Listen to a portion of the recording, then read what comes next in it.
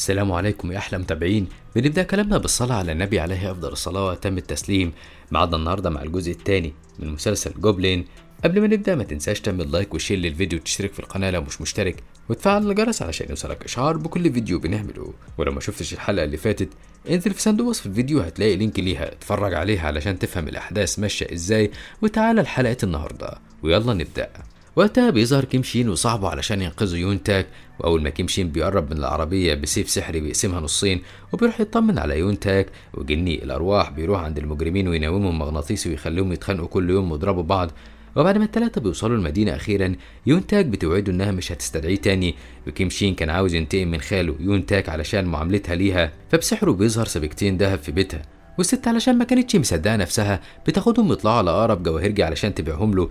وبعد يومين كانت يون تاك افتقدت كيم شين، فبتروح المكتبه تدور على الكتاب اللي حطت فيه ورقه الشجر، ومن حسن حظها انه مساعد كيم شين هو اللي كان واخده وجاي يرجعه تاني، فبتطلب منه انها تشتريه منه لان ما ينفعش انه يرجعه للمكتبه، كل ده علشان تاخد ورقه الشجر.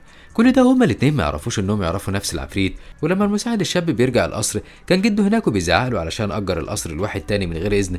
وتاني يوم كان كيم شين في المكتبه بيقرا لما يون تاك كانت بتشوي الاكل وكان هيتحرق منها فنفخت في النار بسرعه، وفي لحظتها كيم شين ظهر قدامها. وبعد شويه جدال كان عنده فضول يعرف هي شايفه السيف ولا لا، وهي بتستغل النقطه دي وتخليه يوديها تتغدى في مطعم كبير ويفسحها علشان تقول له. بس يون تاك بتقضي اليوم كله من غير ما تريحه وتقول له هي شايفه السيف ولا لا. جن الارواح بقى كان في يوم ماشي على الكوبري وبيشوف الجنيه الشابه اللي بتنادي عليه وتساله مش عاوز يشتري منها حاجه، وهي بتعكس المرايه على عينيه فبيشوف الخاتم التركواز، وساعتها الدموع بتنزل من عينيه زي ما يكون الخاتم ده يخص حبيبته وله ذكرى معاه. بس قبل ما ياخد الخاتم كان سوني صاحبة المطعم اخدته قبله وكانت هتشتريه، ولما لقيته في الحالة دي بتسيب له رقم تليفونها علشان يشربوا مع بعض قهوة مقابل انها تديله الخاتم، وفعلا بتديهوله. بتستغرب بقى ان مفيش معاه تليفون، واللي خلاها تعمل كده انها اتعرفت على الراجل اللي قالت لها عليه العرافه. وبالليل كانت يون تاك راجعه البيت بتلاقي صاحبه البيت خرجت كل حاجه ليهم بره وبتطردها لان خالتها ما دفعتش الايجار من زمان، وبكده يون تاك ما بقاش عندها بيت حرفيا. بتروح تقعد على الشط اللي قابلت عليه كيم شين اول مره، وهو اصلا كان بيدور عليها علشان يسلم عليها قبل ما يسافر وينتقل، وفين وفين على ما لقاها هنا على الشط. وساعتها يون تاك بتفرح لما بتشوفه وبتديله الهديه بتاعته. وبعد ما بيرجع القصر بيتفاجئ هو وجن الارواح ان جرس الباب بيرن لاول مره من 60 سنه، وبيتفاجئوا انها يون تاك وعرفت العنوان من الاشباح. فضلت تسألهم على المكان اللي بيعيش فيه العفريت لغاية ما دلوها عليه. وساعتها يون تاك بتطلب منه انه يساعدها تلاقي مكان تقعد فيه، ولما بتعرف انه هيسيب البلد بتقوله انها فعلا شايفه السيف وبتشاور له عليه علشان تقنعه يستنى ويحميها. وكيم شين كان متفاجئ جدا ساعتها وبيعرف منها انها كانت شايفه السيف من اول مره قابلته فيها، بس اتحرجت تقول له، وده اللي خلاها تفتكر انه شبح اول ما تقابله. وبعد تفكير عميق كيم شين بيوافق انه يستنى وما يسافرش ويساعدها، وبيخلي الخادم بتاعه ياخدها الفندق. وكانت يون تاك مبهوره بالجناح اللي كانت فيه وفرحانه جدا، ولاول مره تحس ان المكان اللي هي فيه واسع جدا عليها وتحس بالوحده. وتاني يوم الصبح مساعد الشاب دوك هو بيروح ياخدها يوصلها المدرسه باحدث عربيه، وكل زميلاتها كانوا مستغربين ان يون تاك الفقيره جايه في العربيه دي. خالتها بقى بتعرف انها اتقبض عليها لان سبائك الدهب طلعت مسروقه من البنك، وهي واولادها بيتحبسوا بسببها، وده كان عقابهم علشان معاملتهم ليون تاك. ولما يون تاك بتشوف كيم شين تاني بيتفقوا سوا انها تسحب السيف من صدره في اول تساقط للسلوك، وهي اصلا ما كانتش تعرف انها لو سحبت السيف هو هيموت. وتاني يوم في المدرسه كانت البنت اللي بتتنمر على يون تاك على طول بتضايقها، فواحده من الاشباح علشان تنتقم منها وتبعدها عن يون تاك بتحط سيجاره في ايديها وهي مش واخده بالها في اللحظه اللي المدرسه بتدخل الفصل وتشوفها وتعاقبها. وبعد المدرسه كيم شين بياخد يون تاك يوصلها، وبعد ما بيخليها توصف له السيف والرسمه اللي على المقبض بتاعه علشان يتاكد انها فعلا شافاه، بيبهرها بقواه الخارقه وبيحول الميه لسيف زي اللي في صدره بالظبط. وقبل ما يتمشى بتديله كتاب هديه بما انه بيحب القراءه، ولما بترجع الفندق بتكتب شويه رسائل له وتحطهم في ظرف وتتمنى انهم يروحوا له. وفي لحظتها كل الرسائل دي كانت انتقلت للكتاب اللي معاه وبيقراها كلها. وفي يوم كيم شين بياخد يون تاك على مطعم في كندا علشان يفرحها، بس اول ما بيدخلوا بيشوف رؤيا انها بعد 10 سنين هتكون حياتها اتغيرت وعايشه بسعاده وهو مش جنبها، فبيعرف انها هتسحب السيف وهيموت فعلا بعد ما اخيرا لقى حب حياته، وده بيخليه في قمه الحزن. وبعدها كان كيم شين قرر انه يتنازل عن كل حاجه، البيت لجن الارواح وحساب البنك لديوك هاوا وهدايا كتير ليون تاك لانه قرر انه يخليها تسحب السيف تاني يوم. وفعلا بعد ما بيهديها الهدايا بياخدها معاه على الحقل اللي مات فيه اول مره من 1000 سنه، وبيخلي التلج يتساقط. وساعتها يون تاك بتحاول انها تسحب السيف وهي فاكره انه هيتحسن ويكون اجمل مش انه هيموت. بس الغريب والمفاجأة الكبيرة إنها لما بتيجي تمسك السيف وتسحبه بيتحول لسراب ومش بتعرف تمسكه تاني، وده بيخلي كيم شين يشك إنها المختارة. وفي الوقت اللي كان ديوك هوا عرف من جن الأرواح إن عمه كيم شين مش راجع خلاص وإن زمانه مات، بيبكي وكان متأثر جدا وبيرمي الفيزا وبيقول إنه مش عاوز لا فلوس ولا أي حاجة غير وجود عمه جنبه. في اللحظة دي وجن الأرواح بيهديه وبيواسيه وبيتفاجئوا بكيم شين داخل من الباب وما ماتش ولا حاجة، وبيطالبهم بالهدايا اللي اداها لهم. كان عاوز عقد القصر من جن الأرواح والفيزا وحسابات البنك من ديوك هوا، اللي بيتفاجئ وبياخد الفيزا وبيطلع يجري بعد ما كان بيتمنى رجوع عمه. وبعدها كيم شين بيكلم المساعد العجوز ويطلب منه اللوحة بتاعت أخته، وكان خايف لا يكون حرقها زي ما كيم شين كان قال له، بس بيطمن لما بيعرف إنها لسه موجودة. وساعتها الخادم بيقول له أنت ليه شاغل بالك بإنك تشيل السيف وتموت؟ ما طالما لقيت حب حياتك افرح بحياتك وعيش بسعادة، ما أنت برضه تستاهل إنك تفرح بعد ال1000 سنة دول، وأنت أصلا غيرت فيهم حياة ناس كتير واديتهم فرصة خليتهم سعداء، فالدور عليك إنك تبقى سعيد.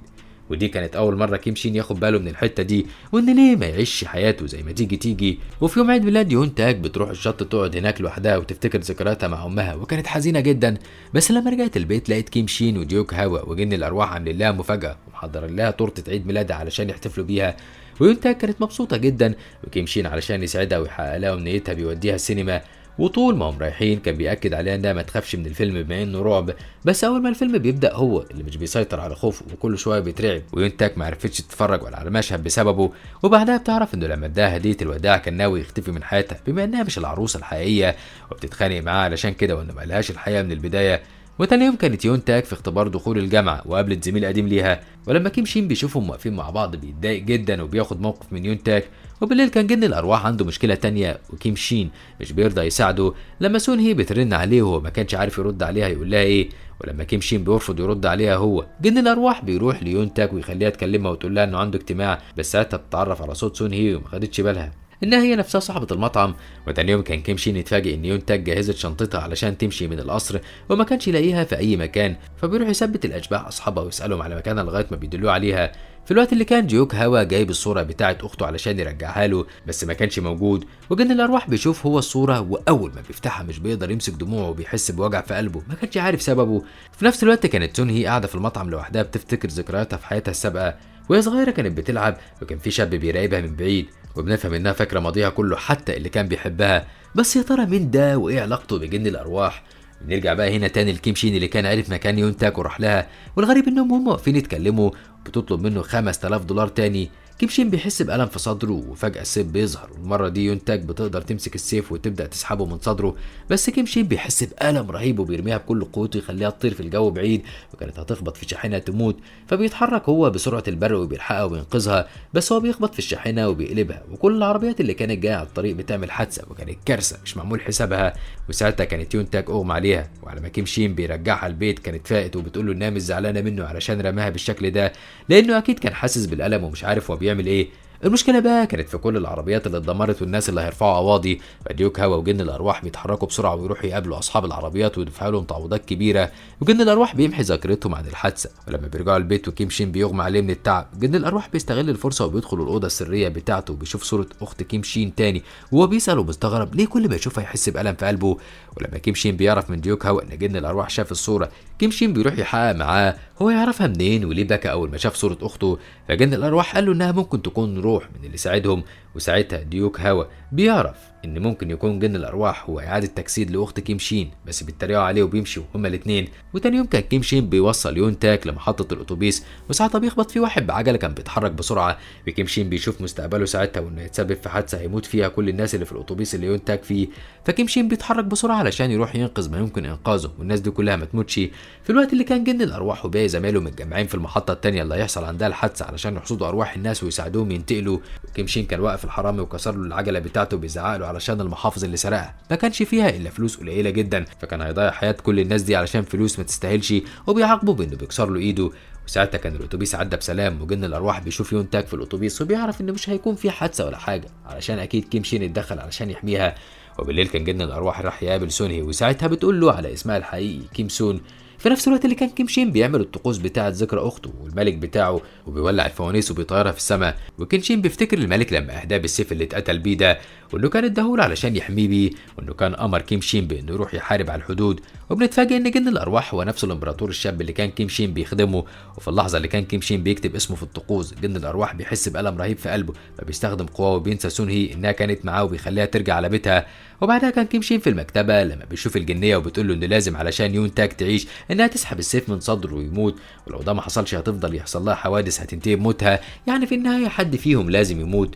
في نفس الوقت اللي يون تاك بتعرف من جن الارواح لما بتساله على السيف انها لو شالته هيتحول لرماد وهيختفي، وكيم شين كان خلاص ما فيش قدامه اختيار غير انه يضحي بنفسه عشان يون تاك حبه الاول والاخير تعيش، بس كان بيتمنى انه يقدر يعترف لها بحبه ده وتعرف انها حبه الاول. وبكده تخلص حلقتنا النهارده. لو عجبتكم ما تنسوش اللايك والشير للفيديو والاشتراك في القناه وتفعيل الجرس علشان يوصلكم مننا كل جديد.